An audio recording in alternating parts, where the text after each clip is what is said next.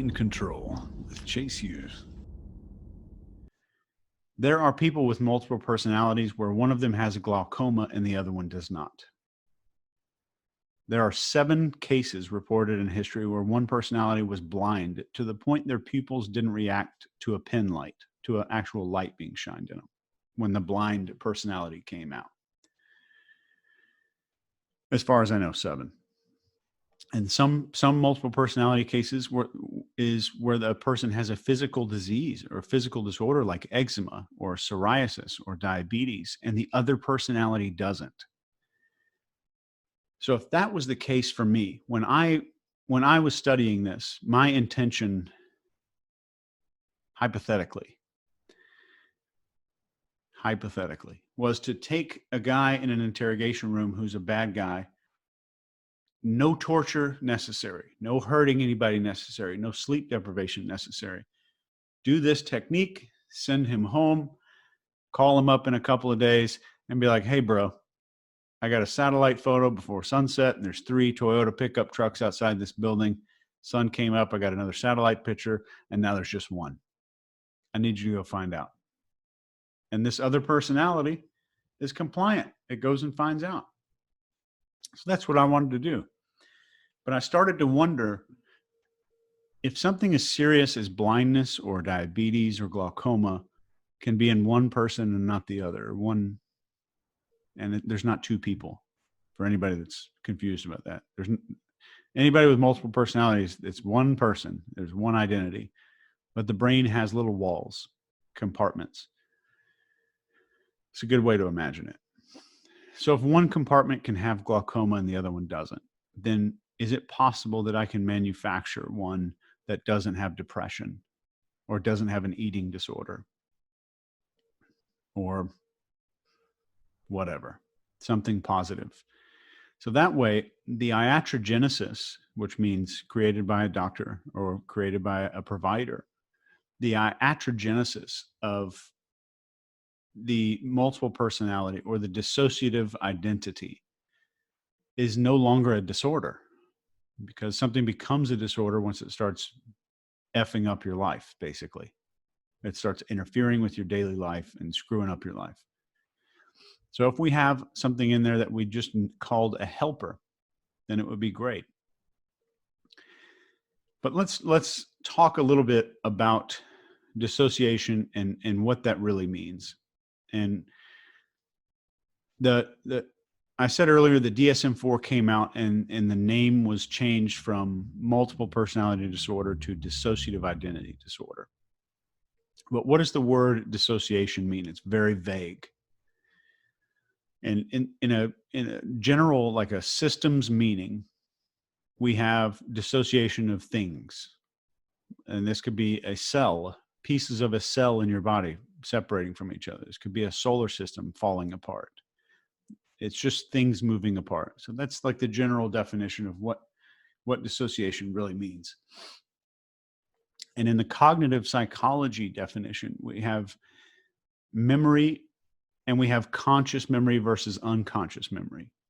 And there's a very famous case in psychology for anybody who's done master's or graduate work in psychology of a guy who couldn't remember new things. And if you don't remember that case, you've probably seen the movie 50 First Dates with Drew Barrymore and the other guy, Adam Sandler,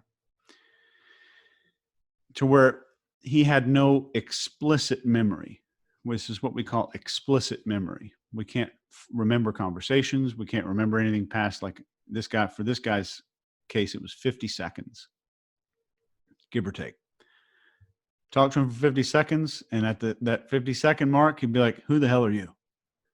Couldn't remember. So that would be explicit memory. But we discovered, I say we, this is before I was born. What the scientists discovered was that he still had the ability to form implicit memories. He came to the university every day, and there was a very specific block program. So they had a series of blocks on the table that could only be stacked a certain way. And after 2 months of training and learning how to do this regularly, he remembered it took him the average amount of time to stack them up quickly as any adult over time. But he had no memory. Every day that he went in there, it was his first day coming into the university. But over time, his brain remembered. So that's implicit memory. And the way that they proved this was by an experiment you might have seen in a movie called Memento, which is one of my favorite movies of all time. Memento. It's about a guy who has to carry around a Polaroid camera. He's got to take pictures of everybody he meets. Should I trust him? Should I not trust him? The movie opens up with him taking his shirt off in the mirror, and he has tattooed across his chest, "Sammy Jenkins killed my wife." And then underneath it, he has a description. On his arms, he has descriptions of all of his friends, who he can trust, who he can't trust. So he has to sit in the bathroom naked every morning and read this case history for his wife's murder to try to piece it together. And he's got to start from scratch every day. And the movie kind of goes backwards. It's kind of a trip. And I would definitely watch it if you get a chance. There's no time like quarantine for that. But they discovered with this famous study that he could form implicit memories, and the doctor said, eventually we want to prove this is real. So they had him come in for 2 months, and they had him touch random steel shapes on a table. So one was a pyramid, one was a cube, one was a rectangular cube. I don't know the name of that shape. And one was like a little triangle, one was a sphere. So they'd have him pick them up, and they said, "Why don't you tell us which one is the heaviest?" So he'd pick them up, and every time the same shape, the sphere, every time he picked up the sphere, it was electrically charged, and it would shock him. After the first 6 days, he had no memory of ever going to this place before in his whole life. And he touched all the other objects before he touched the sphere. So he eventually, after 6 days, made the sphere the last object he touched. And after 9 days, he showed extreme hesitation in grabbing it. So that's the difference between explicit memory and implicit memory when we're talking in terms of dissociation. And we do this all the time. All the time. We have explicit memories that we can't access. Like when we hear a song and we're like, what's the name of this song? Or we're talking to our friends and we're like, oh, what was that movie I was thinking of? I can't remember the name of that movie. It's the exact same thing. We have trouble accessing an explicit memory. And then we have something called the phenomenological meaning.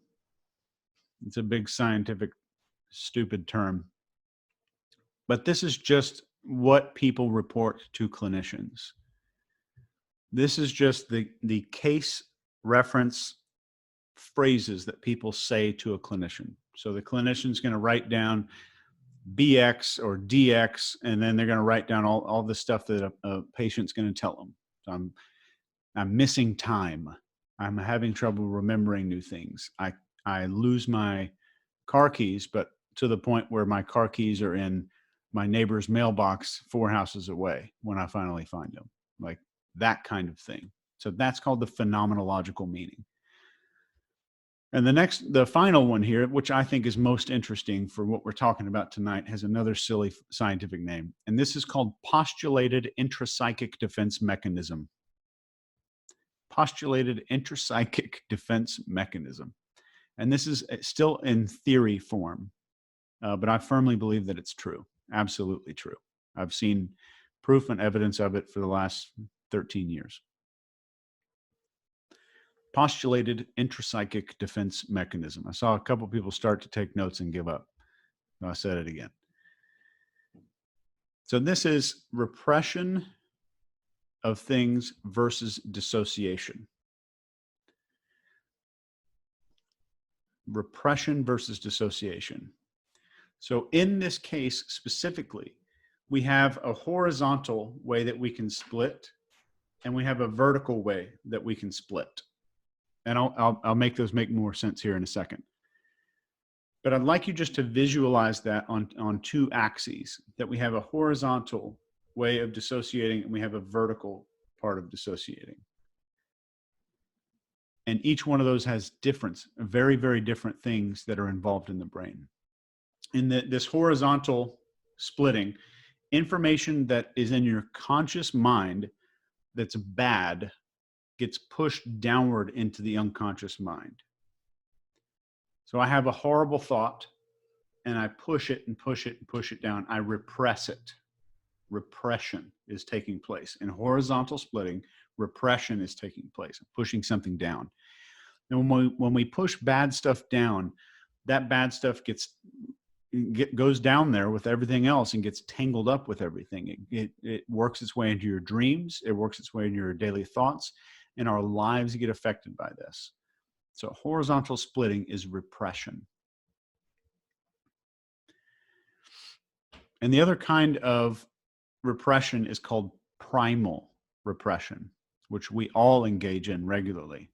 A guy cuts us off on the road, and everybody here, we've had that urge, I'm going to kill that mofo. Or we secretly wish that he's going to T-bone into a telephone pole, right? We've all experienced it. Maybe it's just me. But there are some impulses that we have as animals that we have to repress. It could be a sexual impulse or a violent impulse that our conscious mind keeps at bay, forcing it back down. So we have this thing that starts bubbling up, and our conscious brain says, that's not okay. That's not social. That might get us kicked out of our tribe. That might make me not have sex and reproduce. Boom.